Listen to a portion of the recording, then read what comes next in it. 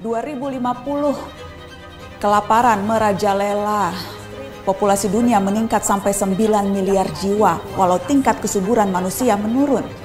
Terlalu banyak mulut harus diberi makan, sementara dunia kekurangan air dan lahan yang bisa digarap. Bahan makanan akan semakin mahal, jumlah orang kurang gizi di dunia pun terus meningkat. Sementara bantuan logistik, kalaupun ada, pasti tiba terlambat karena terhambat bencana di mana-mana. Kita tak bisa memilih planet, tapi masa depan bisa.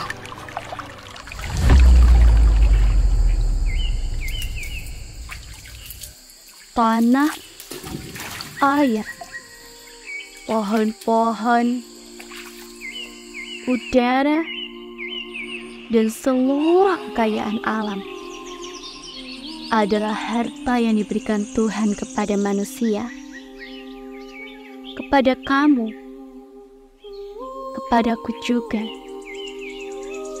dan kepada kehidupan itu sendiri. Supaya kita terus belajar dan bertumbuh menjadi individu yang lebih baik, selaras dengan alam dan adaptif terhadap kemajuan zaman.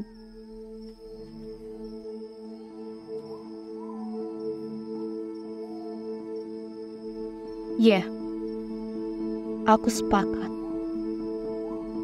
Setiap perubahan pasti memiliki konsekuensi, dan selalu ada yang buruk serta baik.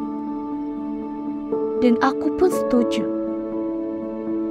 kita memang tak bisa memilih planet, tapi masa depan bisa. Lalu dengan cara apa?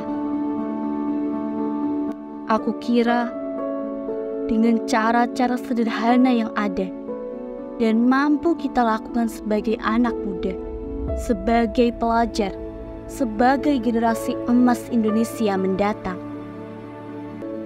Seperti temanku satu ini, yang tak pernah mengenal kata menyerah. Namanya Sekar Kinasih. Tiap individu itu unik dengan kehidupan yang mereka jalani. Tapi aku mesti berterima kasih kepada Kinasih karena telah mengajariku banyak hal dengan cara-cara sederhananya. Sebagaimana pelajar pada umumnya. Tiap pagi kami berangkat ke sekolah dengan perasaan yang ceria. Apalagi kalau sudah ketemu teman-teman, hari-hari kami yang berwarna. Seolah-olah kalau kami bersama, dunia akan baik-baik saja. Dan hari ini adalah hari yang membuat kami tambah bersemangat. Sebab setiap hari Sabtu ada ekstrakurikuler hidroponik, di mana kegiatan ini sangat disukai oleh temanku Kinasih. Baginya, menanam tanaman merupakan tonggak sejarah kebudayaan manusia. Yap, pertanian. Pertanian memiliki peran krusial dan besar terhadap keberlangsungan hidup masyarakat Indonesia, serta menjadi salah satu faktor pembangunan identitas bangsa.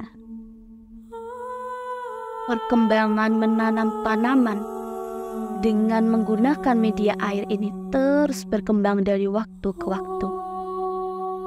Ditambah dengan semakin sempitnya lahan tanam di perkotaan, yang membuat banyak sekali orang tidak dapat menanam tanaman mereka suka hati karena kesibukan rutinitasnya. Selain itu, kesadaran akan ketahanan pangan juga perlu. Mengingat pada tahun 2050, kelaparan membludak akibat populasi dunia yang meningkat 9 miliar jiwa. Terlalu banyak perut untuk diisi. Sementara itu, dunia kekurangan air dan lahan yang bisa digarap bahan makanan juga semakin mahal. Jumlah orang kurang gizi di dunia pun terus meningkat. Sementara bantuan logistik terhambat akibat berbagai faktor.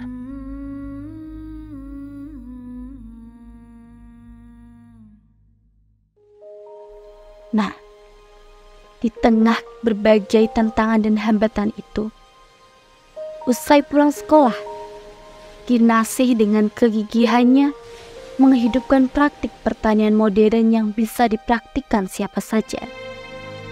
Langkah ini merupakan jalan yang Kinasih tempuh untuk membangun kembali hubungan yang erat dengan alam di lingkungannya.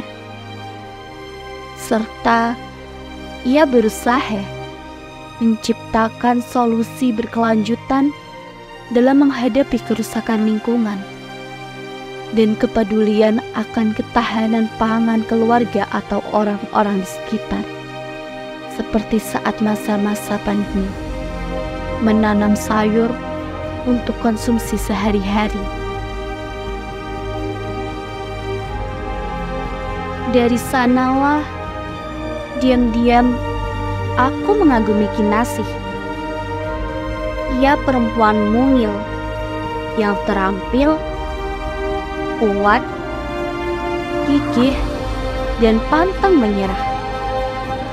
Padahal tak sedikit orang yang menganggap apa yang dilakukan Kinasih merupakan kegiatan yang sia-sia dan tidak keren.